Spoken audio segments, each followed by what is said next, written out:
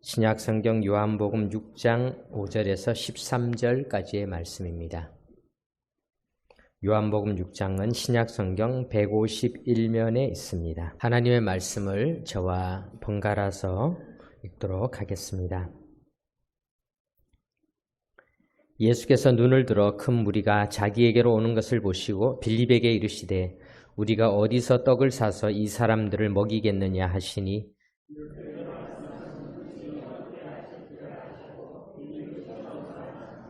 빌립이 대답하되 각 사람으로 조금씩 받게 할지라도 200데나리온의 떡이 부족하리이다.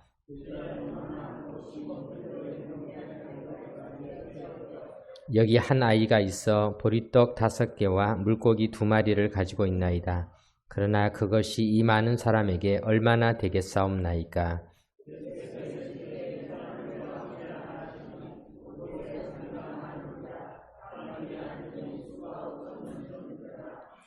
예수께서 떡을 가져 축사하신 후에 앉아있는 자들에게 나눠주시고 물고기도 그렇게 그들의 원대로 주시니라.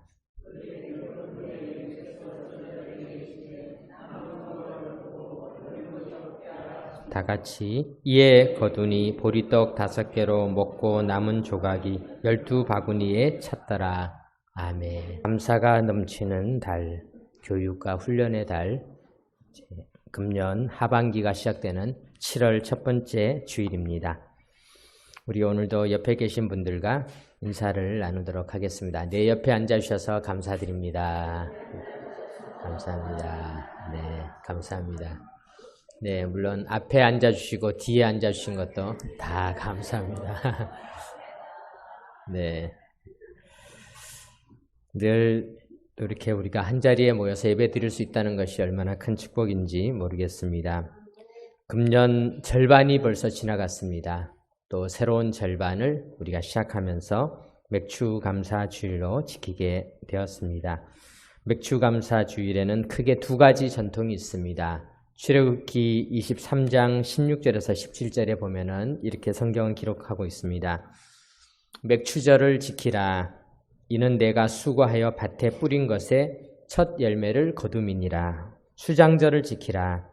이는 내가 수고하여 이룬 것을 연말에 밭에서부터 거두어 저장함이니라. 내 모든 남자는 매년 3번씩 주 여호와께 보일지니라. 이스라엘 남자들이 꼭 지켜야 될 3가지 절기. 이스라엘 남자들이라고 표현되어 있는 것은 이제 아마 가정의 대표로서 온 식구들이 예루살렘에 오기가 힘들기 때문에 가정의 대표들이 다 예루살렘에 모이도록 하는 것이니까 실제로는 온 이스라엘이 지켜야 할 절기이다, 이런 뜻을 가지고 있는 것이죠. 그 3번의 절기는 첫 번째는 유월절입니다. 유월절은 이스라엘이 구원받은 절기이죠. 구원해 주셔서 감사합니다. 구원의 절기이죠. 2번째는 맥추절이라고 하는데 이 맥추절은 첫 열매를 거두고 감사합니다 하는 것이죠. 그 다음에 수장절이라고 나와 있는데 수장절은 또 초막절이라고도 하는데요. 광야 생활을 지나면서 광야길에서 초막을 치고 지냈던 것을 감사하는 절기임과 동시에 또한 추수절기이기도 하죠. 이제 추수를 다 마치고 감사드리는 절기라고 할 수가 있습니다. 모두가 다 감사의 절기인 것이죠. 우리도 이렇게 금년을 생각해 보면은 6개월 동안 우리가 잘 지냈습니다. 참 감사한 일이죠. 또 이제 우리가 앞으로 남은 6개월 어떻게 지낼 것인가? 감사가 넘쳐나면 얼마나 좋겠습니까? 이 6개월간 또 하나님께 감사하는 그런 절기가 되었으면 좋겠습니다. 이스라엘 백성들은 우리와 달리 하루를, 우리는 아침에 해가 이렇게 뜨면은 야, 이제 하루가 시작됐구나. 또 하루를 잘 시작해야지. 이렇게 시작을 하고 있지 않습니까? 옛날에 정주영이라고 하시는 현대그룹 회장님은 아침에 눈을 딱 뜨면은 그러셨다는 겁니다. 야, 드디어 돈 벌 날이 또 시작됐구나. 오늘 하루가 이렇게 시작됐구나. 우리는 어떻게 시작하는지 모르겠어요. 하루를 시작하면서 야, 드디어 또 하나님이 복 주시는 날이 시작되었구나. 야, 드디어 내가 또 하나님의 은혜를 누릴 날이 시작되었구나. 어떻게 시작하든지 우리는 보통 아침에 하루가 시작됐다. 우리는 이렇게 생각을 하고 있습니다. 그런데 유대인들은 우리와 하루를 좀 다르게 생각합니다. 왜냐하면 이 유대인들이 살고 있는 지역은 참 무더운 그런 지역이죠. 낮에는 너무 덥고 또 밤에는 춥고 이런 절기인데요. 그래서 유대인들은 보통은 저녁이 되면은 하루가 시작되었다. 저녁이 되고 아침이 되니 이는 첫째 날이니라. 창세기에도 저녁을 하루의 시작으로 보고 있습니다. 그래서 맥추절이 될 때도 이스라엘의 풍습은 이렇습니다. 이스라엘 백성들은 보리를 다 심어놓고 이제 보리를 수확을 해야 되는 거죠. 보리를 다 거두어야 되는 추수철이 되면은 저녁 무렵에 그들이 다 모여서 밭 주변에 다 둘러섭니다. 둘러서서 이제 낫을 들고 기다리는 것입니다. 해가 언제 질까? 해가 질 때가 되었는데 해가 지기 시작합니다. 드디어 해가 지면은 하루가 시작되는 것, 즉 맥추 감사절이 시작되는 날이죠. 맥추절이 시작되는 것이죠. 그러면은 둘러선 밭에서 자기 앞에 있는 곡식을 낫으로 이렇게 베면서 10분의 1을 그 밭에 10분의 1을 다 베는 겁니다. 이제 더 껌껌해지면 못 베니까 10분의 1을 다 벤 다음에 그 베면서 그들은 노래를 부르는 것입니다. 하나님께 찬양하고 노래 부르면서 화답을 하면서 10분의 1을 다 베어서 그 곡식을 가지고 하나님께로 나아가서 예배를 드리면서 맥추절이 이렇게 시작되어지는 것이 당시의 풍습이었습니다. 사람들은 생각합니다. 이 첫 번째 곡식을 이렇게 하나님께 드리는 이 맥추절을 보내면서 하나님께서는 이 첫 열매를 받으시는데 사람들은 그렇게 생각을 하죠. 하나님 아버지, 기왕 우리가 드릴 거면 처음 것보다는 우리가 많이 벌어가지고 많이 거두어서 드리겠습니다. 다다익선 아닙니까, 하나님? 많이 드리는 게 훨씬 좋지 않겠습니까? 우리는 이렇게 많이 이야기를 할 때가 있습니다. 때때로 그런 친구들 말을 듣게 됩니다. 어떤 친구가 그럽니다. 야, 너 교회에서 목사라며. 그렇지. 야, 나 로또 되게 좀 기도해줘라. 로또 되면은 내가 니네 교회 11조를 할게. 이렇게 또 기도 요청을 합니다. 참 난감합니다. 제가 어떻게 기도를 해야 되나.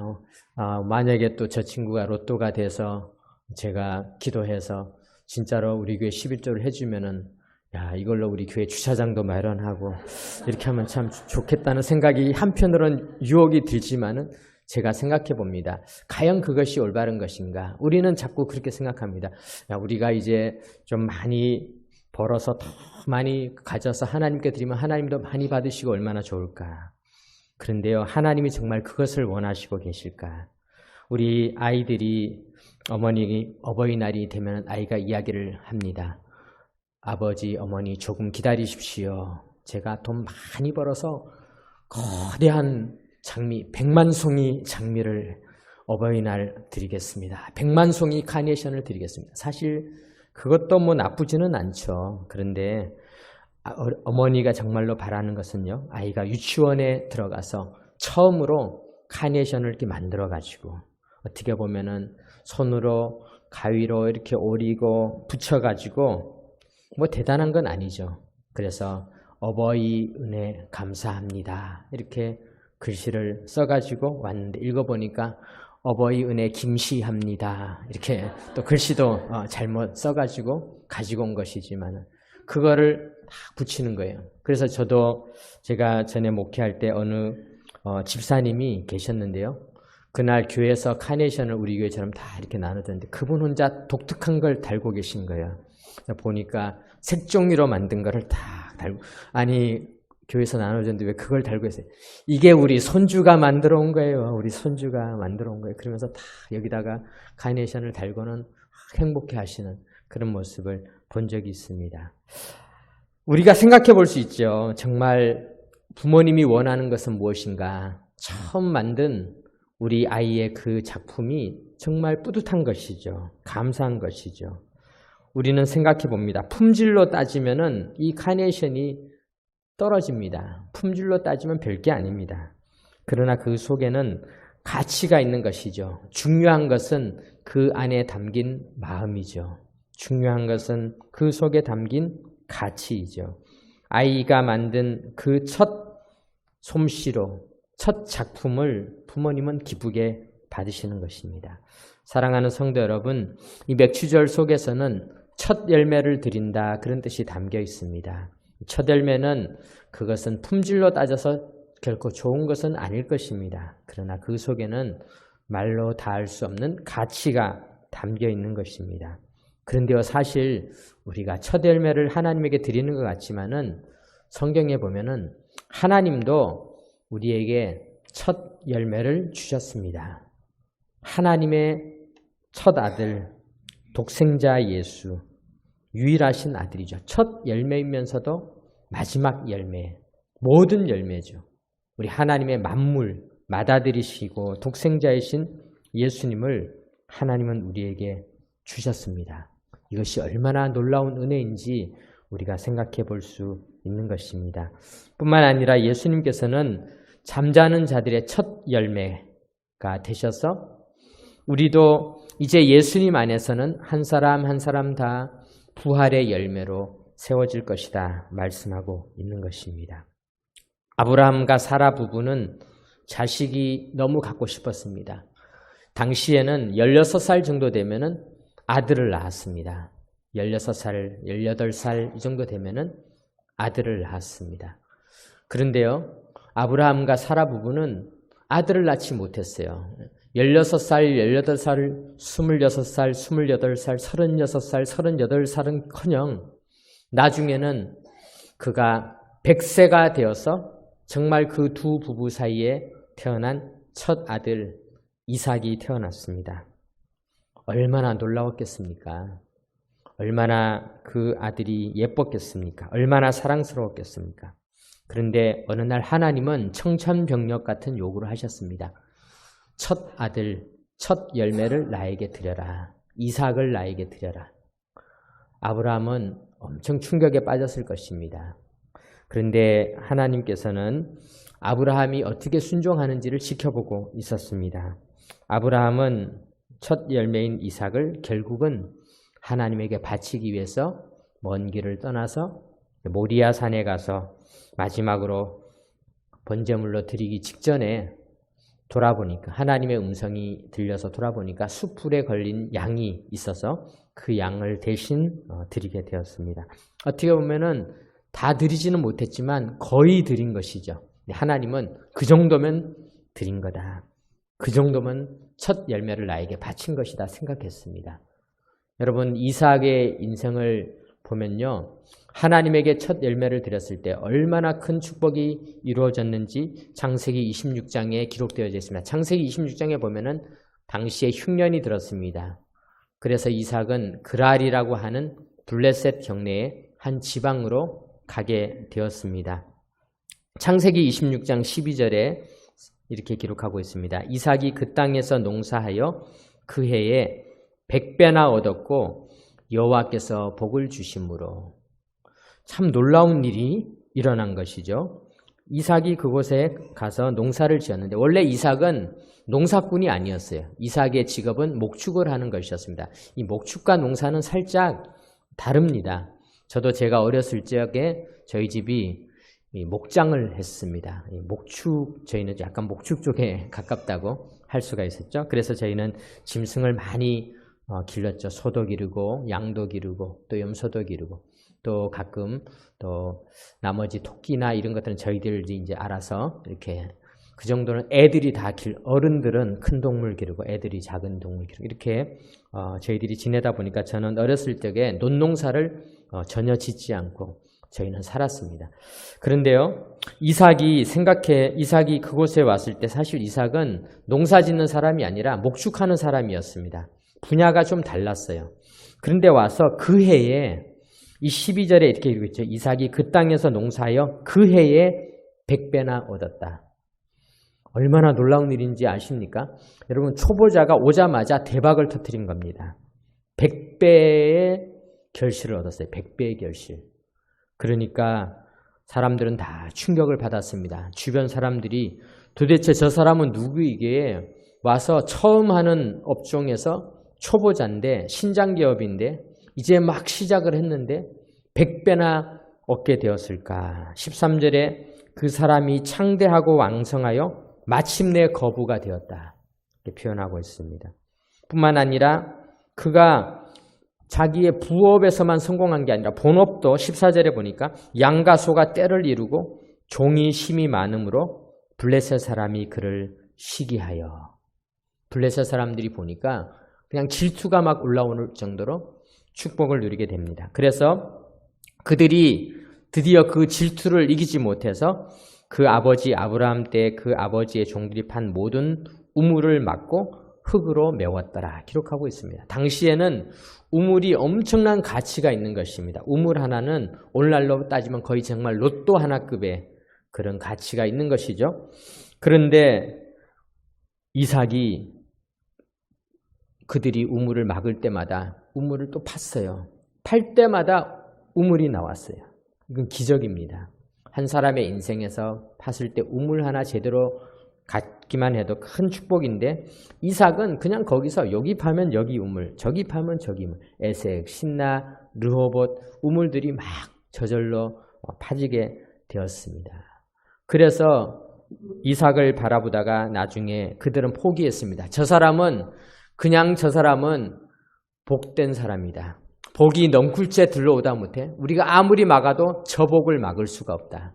그래서 결국 그들이 이삭에게 가서 타협을 하면서 화해를 하면서 오히려 저 복을 우리가 나눠 먹는 게 낫지 저 복을 막을 수가 없다. 그 억제할 수 없는 축복을 받는 이삭을 그들이 보게 되었습니다. 그런데요, 왜 이삭이 그와 같은 복을 누리게 되었을까? 어떻게 받게 되었을까?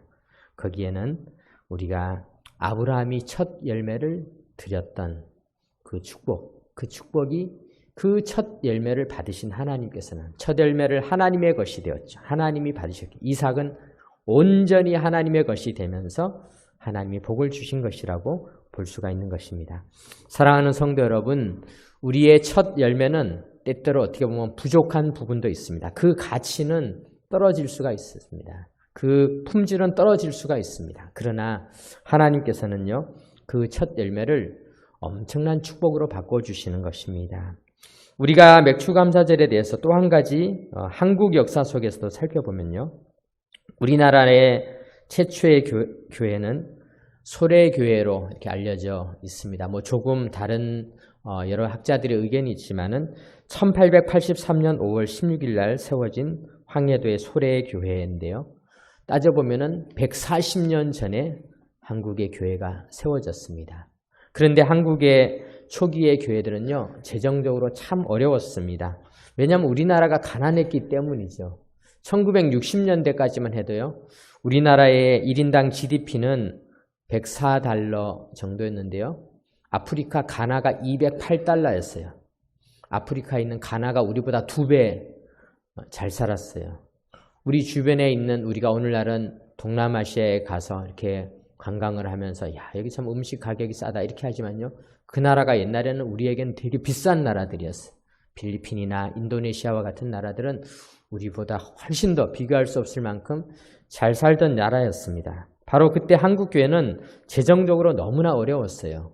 오늘날에도 한국교회 많은 교회들이 매월 한 번 재직회를 합니다. 재직회를. 한국교회가 이렇게 재직회를 자주 하게 된 이유가 있었어요.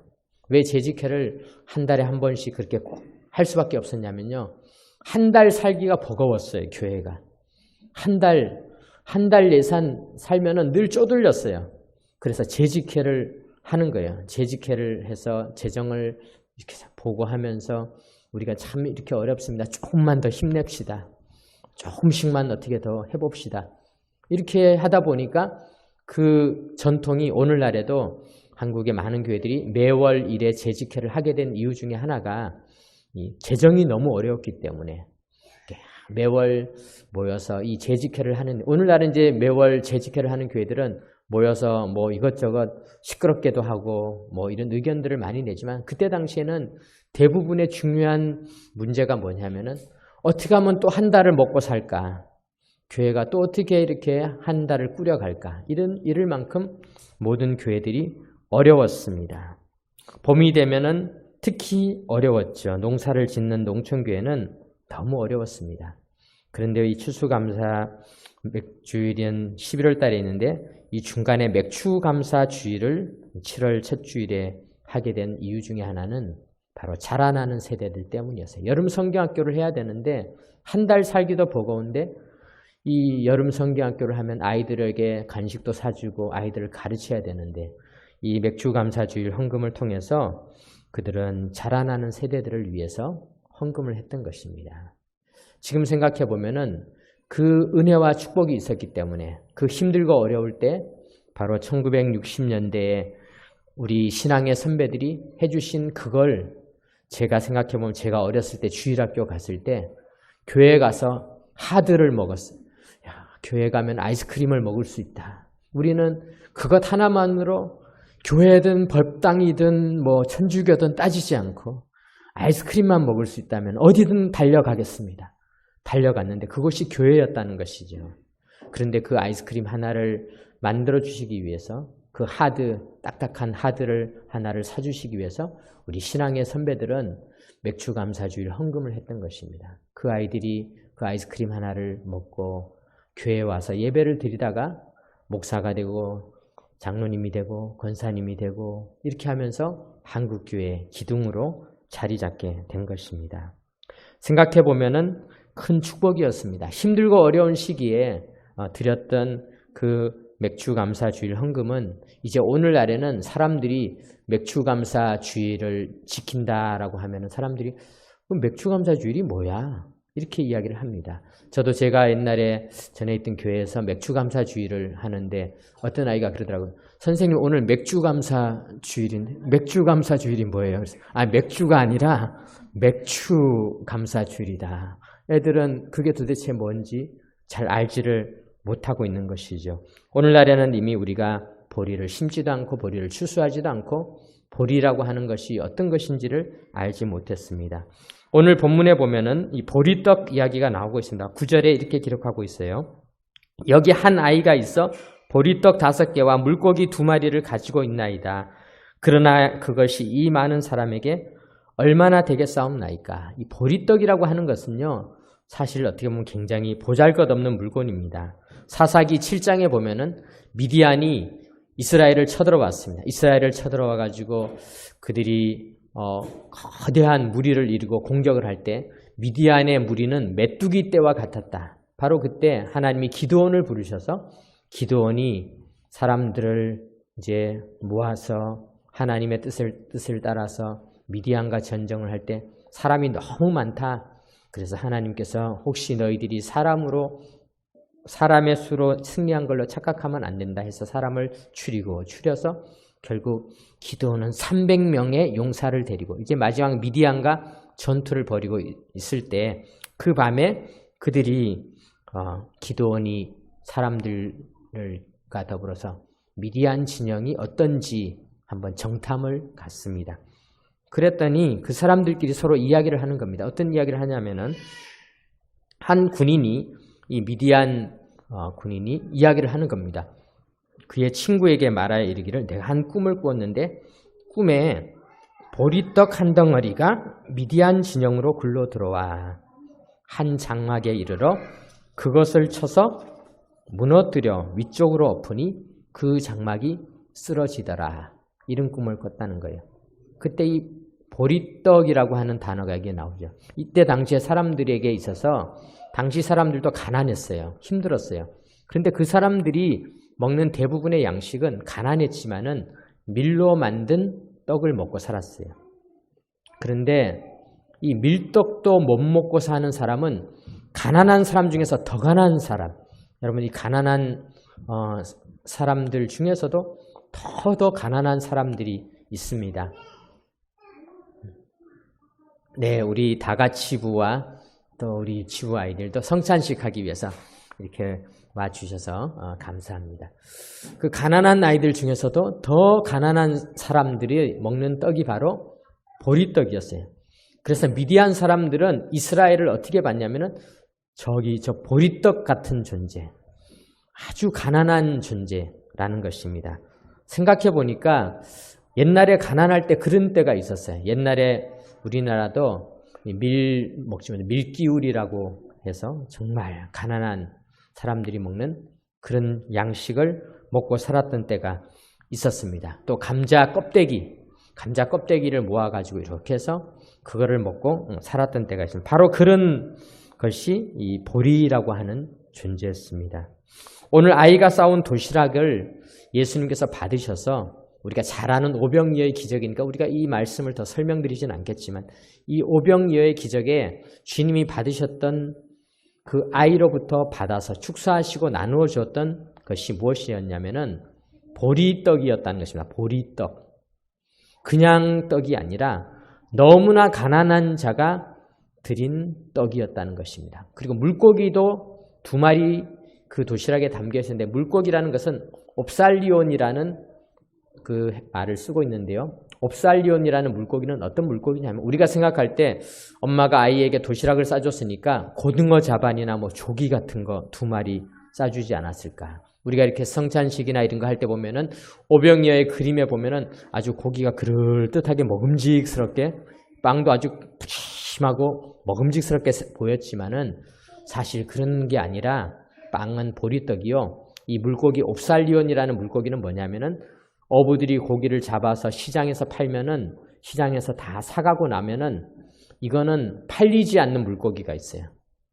그러면은 이 팔리지 않는 물고기들을 그냥 이렇게 내려다 놓으면은 사람들이 가난한 사람들이 아주 적은 돈을 주고 가져가는 그런 물고기와 같은 것이죠.